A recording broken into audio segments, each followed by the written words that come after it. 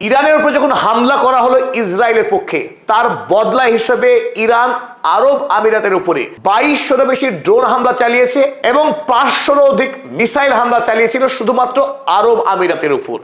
যখন ইরান আরব আমিরাতের উপরে ধারাবাহিক এই ভয়ঙ্কর আক্রমণ চালাচ্ছে, যদিও এই আক্রমণের সিংহভাগই আরব আমিরাত প্রতিরোধ করতে পেরেছিল, ইন্টারসেপশন করেছিল, তবুও এই সময়ে আরব আমিরাত চেয়েছিল সৌদি আরব ইরানের বিরুদ্ধে কড়া অবস্থান গ্রহণ করুক এবং সমগ্র আরব রাষ্ট্র মিলিত হয়ে ইরানের বিরুদ্ধে ইসরায়েল এবং আমেরিকার সঙ্গে জোট বেঁধে যুদ্ধে নামুক। কিন্তু সৌদি আরব এই সময়ে মাথা ঠান্ডা রেখেছে, এমনকি সৌদি আরবের উপরেও বিস্তর হামলা চালিয়েছে ইরান।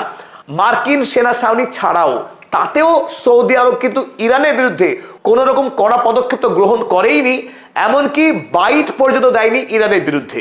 এই সময় সৌদি আরব যে নজিরবিহীন ধৈর্যের পরীক্ষা দিয়েছে তাতেই ক্ষিপ্ত হয়েছে আরব আমিরাত।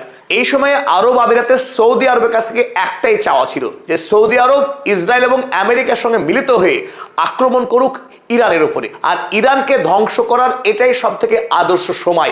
এই সময় যদি হাতছাড়া হয়ে যায়, একবার যদি ইরান বিজয়ী হয়ে যায়, এমনকি ইসরায়েল যদি ইরানকে পরাস্ত করতে নাও পারে, তাহলে আরব রাষ্ট্রগুলোর ভবিষ্যৎ অন্ধকার হবে। কারণ এই হরমুজ প্রণালীর দখল নিয়ে আগামী দিনে ইরান গোটা আরব মুলুককে হাতের মুঠোয় নিয়ে আসবে এবং তাদেরকে কন্ট্রোল করবে। তাই ইরানের বিরুদ্ধে সৌদি আরব কোনো কঠোর অবস্থান গ্রহণ না করাতে জায়নবাদী আরব আমিরাত সৌদি আরবের উপরে বেজায় চটে যায়। আর তারই ফলাফল দেখলাম আমরা 30শে এপ্রিল আরব আমিরাত সরাসরি ওপেক এবং ওপেক প্লাস থেকে স্থায়ীভাবে তার সদস্যপদ খারিজ করে দিল। ওপেক অর্থাৎ তেল উৎপাদনকারী যে রাষ্ট্রগুলি রয়েছে পৃথিবীতে, তাদের যে সংস্থা যাকে ওপেক বলে, যে ওপেক খনিজ তেল কতটা উৎপাদন করা হবে, তার বিশ্ব বাজারে দাম কি হবে, সমস্ত বিষয়ে নিয়ন্ত্রণকারী যে সংস্থা তার নাম ওপেক। আর এই ওপেকের প্রধান হিসেবে এতদিন ধরে কার্যভার সামনে আসছিল সৌদি আরব, কারণ সৌদি আরব পৃথিবীর মধ্যে সর্ববৃহৎ তেল রপ্তানিকারক দেশ। আরব আমিরাত সৌদি আরবের তত্ত্বাবধানে একই সংস্থাতে আর কোনোভাবেই থাকতে চায়নি। আরব আমিরাতের সৌদি আরবের প্রতি ক্ষোভ এতটাই বেড়ে গেল যে আরব আমিরাত ওপেক থেকে ইস্তফা দিয়ে দিল।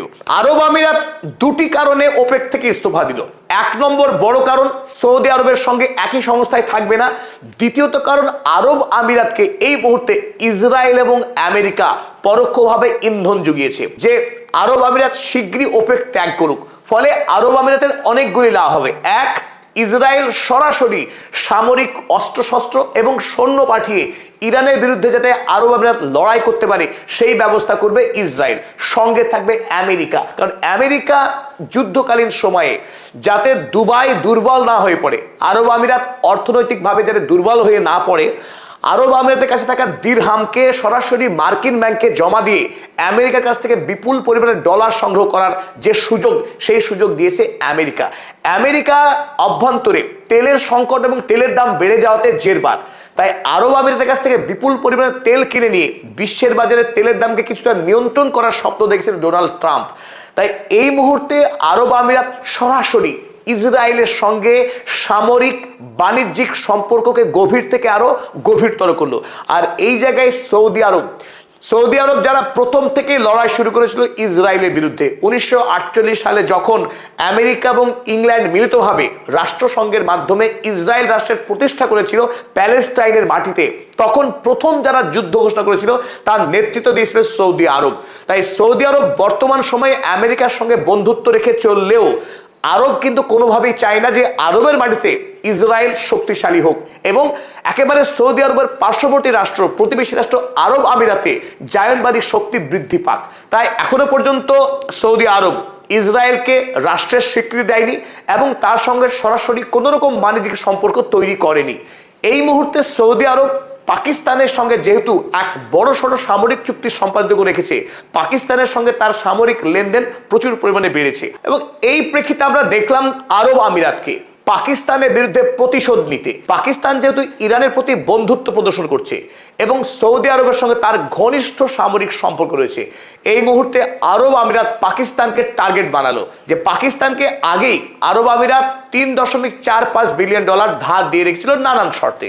এখন হঠাৎ করে এপ্রিল মাস শেষ হওয়ার আগেই পাকিস্তানকে চাপ প্রয়োগ করা হলো ওই টাকা পরিশোধ করার জন্য। আর এই পরিস্থিতিতে সৌদি আরব পাকিস্তানের পাশে দাঁড়িয়ে পাকিস্তান যাতে ওই সমস্ত টাকা আরব আমিরাতকে ফেরত দিতে পারে নির্ধারিত সময়ের আগে, তার জন্য $3 বিলিয়ন টাকা দিতে হবে পাকিস্তান সরকারের হাতে, এবং পাকিস্তান সরকার নির্ধারিত সময়ের আগেই ইউএই এর কাছে সেই টাকা পরিশোধ করলো। একদিকে যখন আরব আমিরাত এবং ইসরায়েল তাদের মধ্যে ঘনিষ্ঠতা বাড়িয়েছে, এদিকে আমরা দেখলাম সৌদি আরবের সঙ্গে পাকিস্তানের একটি নিবিড় সামরিক চুক্তি স্বাক্ষরিত হয়েছে গত বছর, যে চুক্তির প্রধান কথা ছিল নেটোর ক্লজ 5 এর মতো, অর্থাৎ যদি সৌদি আরবকে কোনো দেশ সামরিকভাবে আক্রমণ করে সরাসরি পাকিস্তান সেই যুদ্ধে জড়িয়ে পড়বে, কারণ ধরে নেওয়া হবে পাকিস্তানকেও সামরিক আক্রমণ করেছে সেই শত্রু দেশ।